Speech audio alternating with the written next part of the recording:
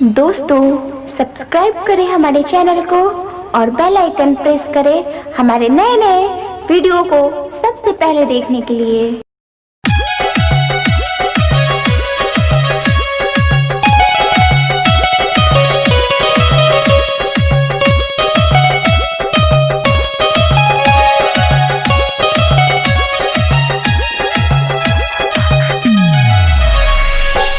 एक ही झटके में किया हम पे जादू, हो नहीं सकता अब दिलावा पे काबू।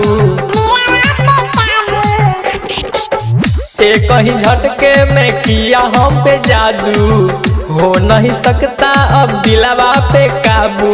कांकीनाड़ा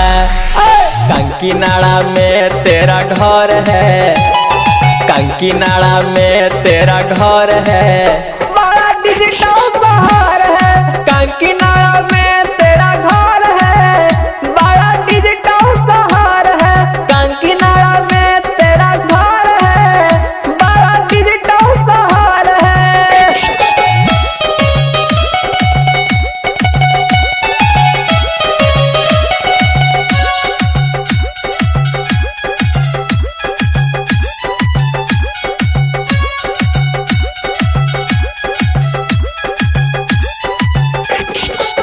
हफ्ते में 4 बार हम भी वहाँ जाते हैं, मंडल का बिरयानी खूब खाते हैं। हफ्ते में 4 बार हम भी वहाँ जाते हैं, मंडल का बिरयानी खूब खाते हैं। कांकीनाड़ा में तेरा घर है, कांकीनाड़ा में तेरा घर है, बड़ा डिजिटल शहर है। कांकीनाड़ा में तेरा घर है, बड़ा डिजिटल शहर है। कांकीनाड़ा में तेरा घर है, बड़ा डिजिटल शहर है।